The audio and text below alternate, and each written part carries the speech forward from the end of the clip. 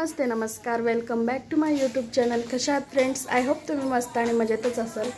तर इथे सकाळची वाजलेले आहेत 9।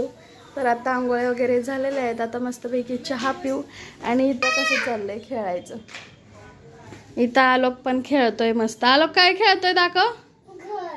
आलोकने किती छान घर बनवलंय बघा। तर व्हिडिओ थोडा जरी आवडला तर लाईक शेअर कमेंट करायला विसरू नका। हे भी बघा रिक्षा आणली आलोकने आमच्या नवीन। तर तुम्हाला व्हिडिओ थोडा जरी आवडला तर लाईक शेअर कमेंट करायला विसरू नका। तर आता मी चहा वगैरे पिते, आवरते आणि मग तुमच्यासोबत बोलते। फ्रेंड्स आता मस्तपैकी चहा पिऊन घेते। चहा सोबत आहे मस्का पाव। कोणाकोणाला आवडतं मस्का पाव नक्की कमेंट करायला विसरू नका।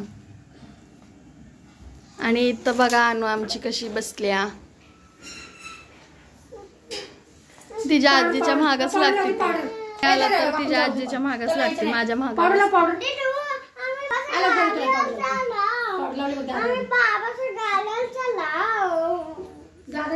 ए आलोक, तुझं नाव काय? पुण्याला कशाला आला? जा तुमच्या घरी।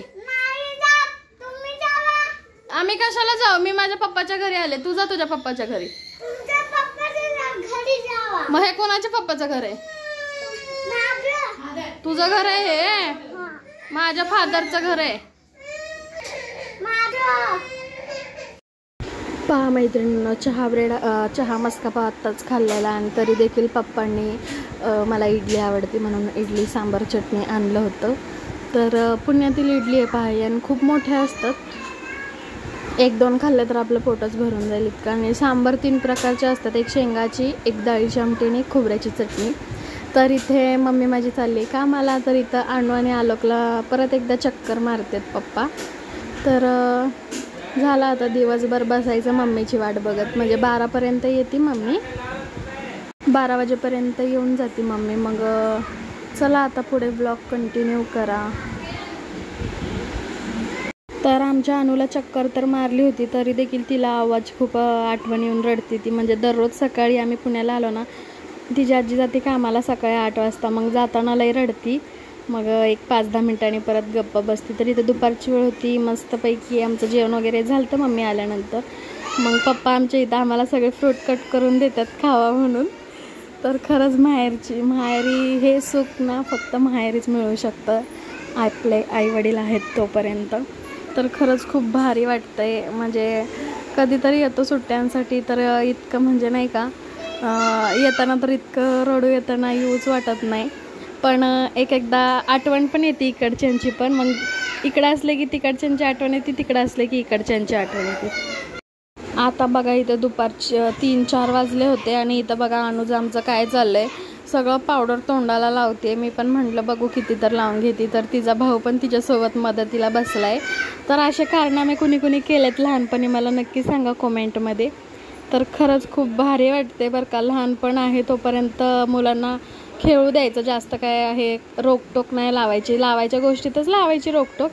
तर इथं संध्याकाळचे 5:30 वाजले होते। तर मी इथं बॅडमिंटन खेळते पहा।